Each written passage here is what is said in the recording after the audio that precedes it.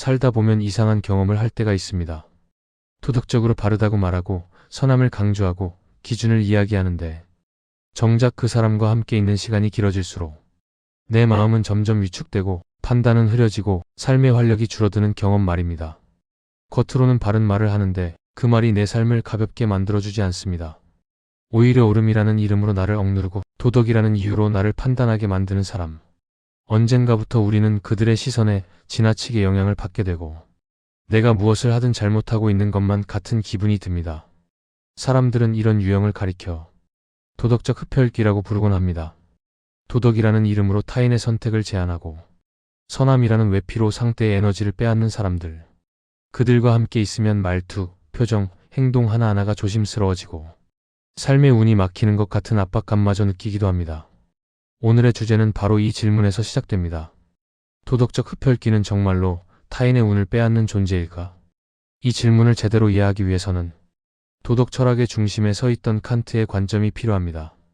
칸트는 도덕을 인간을 가장 자유롭게 만드는 원리로 보았는데 현대의 심리학과 연결해보면 도덕이 잘못 사용될 때 오히려 인간의 자유를 빼앗는 도구가 된다는 사실을 설명할 수 있습니다. 도덕은 원래 나를 규율하기 위한 기준이지만 누군가 그것을 타인을 규제하는 무기로 쓰는 순간 그 도덕은 조용히 상대의 의지를 빼앗고 삶의 방향성을 흐리게 만듭니다.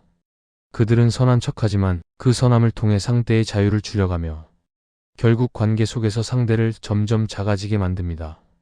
이 영상에서는 도덕적 흡혈귀가 무엇인지, 왜 그들과 있으면 운이 막힌 것처럼 느껴지는지, 그리고 이런 사람과의 관계에서 어떻게 스스로를 지켜낼 수 있는지를 칸트 철학과 현대 심리학을 기준으로 깊이 있게 다뤄보겠습니다. 칸트는 도덕을 인간이 자유로운 존재라는 사실의 증거라고 보았습니다. 그에게 도덕은 타인의 삶을 평가하는 기준이 아니라 내가 나 자신에게 적용할 수 있는 가장 순수한 원칙이었습니다. 칸트가 말한 정언 명령은 세상 누구에게도 강요할 수 있는 것이 아니라 오로지 나에게만 적용되는 절대적 기준입니다. 그래서 칸트 철학에서 도덕은 타인을 변화시키기 위한 도구가 아니라 오히려 타인과의 관계에서 스스로를 지키기 위한 원리였습니다.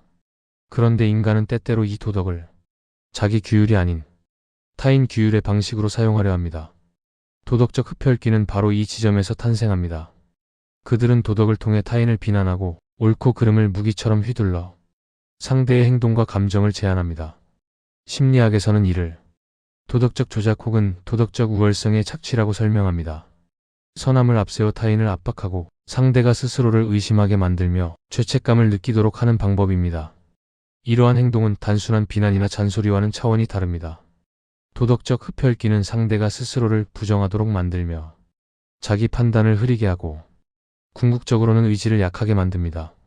이 과정에서 상대의 자율성과 선택권이 침식되기 때문에 사람들은 이들을 만나고 돌아오면 이상하게도 운이 사라지는 것처럼 느끼게 됩니다.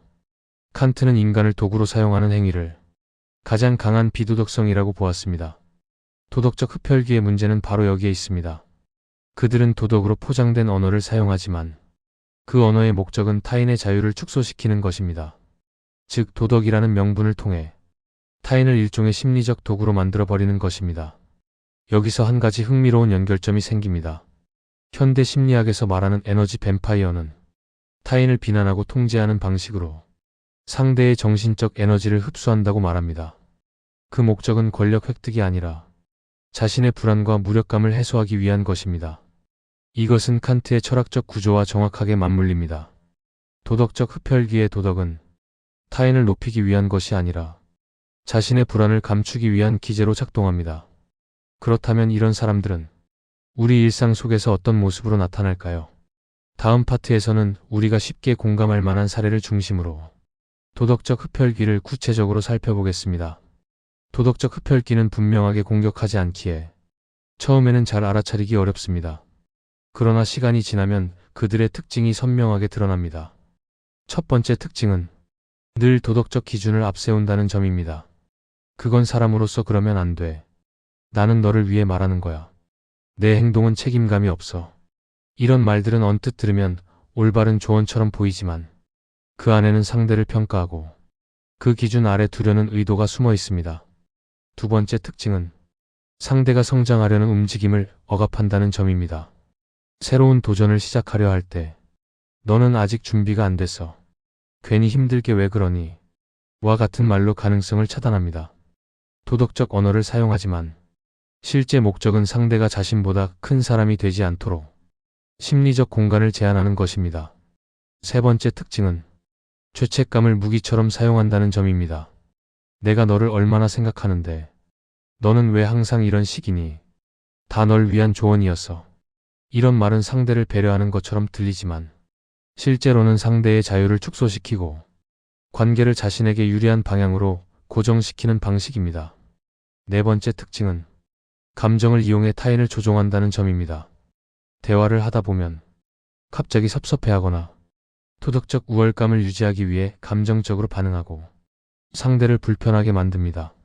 상대는 말 한마디에도 조심스러워지고 관계는 더 이상 평등하지 않습니다. 이런 사람들과 오래 지내다 보면 우리는 어느 순간 이런 감정을 느끼게 됩니다. 내가 왜 이 사람 앞에서 작아지는 걸까? 왜 이 사람과 대화를 나누면 기운이 빠질까? 왜 아무리 노력해도 인정받는 느낌이 들지 않을까? 도덕적 흡혈귀는 직접적으로 폭력을 사용하지 않지만 도덕이라는 이름으로 상대의 자율성을 조금씩 침식합니다.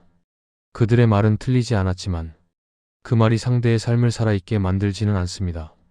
이제 중요한 질문이 떠오릅니다. 이런 사람들에게 내 삶을 계속 맡겨야 할까? 아니면 관계의 무게를 조절할 필요가 있을까? 도덕적 흡혈귀와 건강한 관계를 유지하기 위해서는 무엇보다 먼저 나의 기준을 되찾는 일이 필요합니다. 그들을 변화시키려고 하기보다 그들과의 관계 속에서 내가 어떤 태도로 서 있을지 결정하는 것이 더 효과적이고 현실적입니다. 첫째, 도덕적 언어를 그대로 받아들이지 않는 것입니다. 상대가 말하는 도덕은 그 사람의 관점이지 절대 기준이 아닙니다.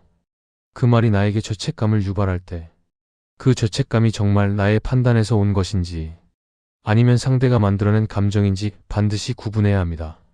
둘째, 상대의 기준이 아닌 나의 기준으로 사고하는 연습이 필요합니다. 도덕적 흡혈귀와의 대화는 우리를 쉽게 방어적으로 만들고 자기의심을 불러일으키기 때문입니다. 이때 스스로에게 이렇게 물어보면 좋습니다. 나는 어떻게 생각하는가? 나는 어떤 선택을 해야 마음이 편안한가? 셋째, 감정적 거리를 유지하는 것입니다. 도덕적 흡혈귀의 공격은 대개 감정적인 형태로 나타납니다. 감정이 격해질 때는 대화를 잠시 멈추고 정서적 간격을 두는 것이 관계를 악화시키지 않으면서도 자신을 지키는 가장 좋은 방법입니다.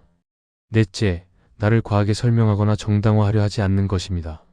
설명은 때때로 상대에게 더 많은 조종의 여지를 만들기도 합니다. 간결한 표현과 단호한 태도는 와해된 관계의 균형을 되찾는 데 도움이 됩니다. 다섯째, 필요하다면 관계의 강도를 재조정해야 합니다. 어떤 관계는 거리를 두었을 때 오히려 더 건강해지기도 합니다. 거리를 둔다는 것은 외면하는 것이 아니라 각자의 경계를 존중하는 방식입니다. 도덕적 흡혈귀라는 표현은 다소 강하게 들릴 수 있습니다. 하지만 이 개념이 우리에게 주는 메시지는 타인을 비난하자는 것이 아니라 관계 속에서 나 자신을 잃지 않기 위한 통찰입니다. 우리는 삶을 살아가며 수많은 사람과 관계를 맺습니다. 그중 어떤 관계는 우리를 깊이 성장시키고 어떤 관계는 우리를 깊이 소모시키기도 합니다. 특히 도덕이라는 이름으로 이루어지는 통제와 압박은 겉으로는 선해 보이지만 우리의 자유와 선택권을 가장 깊이 흔드는 방식입니다. 칸트는 인간을 목적 그 자체로 대우해야 한다고 말했습니다. 어떤 도덕도 어떤 규범도 타인을 수단으로 삼는 순간 도덕이기를 멈춥니다. 도덕적 흡혈귀의 문제는 그들의 도덕이 타인의 자유를 인정하지 않는다는 데 있습니다. 그들은 선함을 말하지만 그 선함은 상대의 삶을 자라게 하기 위한 것이 아니라 통제하기 위한 방식으로 작동합니다. 이제 우리의 질문은 이렇게 바뀌어야 합니다. 나는 어떤 관계 속에서 더 자유로운가? 어떤 관계가 나의 의지를 약하게 만드는가? 나는 누구의 기준으로 나를 평가하고 있는가? 우리가 스스로에게 이 질문을 던지는 순간 타인의 도덕이 아니라 나만의 기준에 따라 살아갈 수 있는 힘이 생깁니다. 그리고 그때부터 우리는 더 이상 타인에게 운을 빼앗기지 않습니다. 운은 외부에서 오는 것이 아니라 자기 삶을 선택하는 내적 힘에서 비롯되기 때문입니다. 그리고 한 가지 사실을 기억하면 좋습니다. 도덕적 흡혈귀는 대개 자신의 불안과 결핍을 감추기 위해 도덕이라는 갑옷을 두르고 있습니다. 그들이 강해 보이지만 실제로는 그 누구보다 약한 상태일 수 있습니다. 그러니 그들의 말을 절대적 기준으로 받아들일 필요는 없습니다. 그 말은 그 사람의 세계이지 나의 삶 전체를 규정할 수는 없습니다. 이제 스스로에게 다시 질문해 보십시오. 나는 어떤 관계에서 더 자유로워지는가? 어떤 말을 들을 때 나의 가능성이 커지는가? 그리고 어떤 상황에서 나는 나 자신을 의심하게 되는가? 이 질문들에 대한 답을 찾는 과정이 도덕적 흡혈귀의 영향에서 벗어나 나만의 운을 회복하는 첫걸음이 됩니다.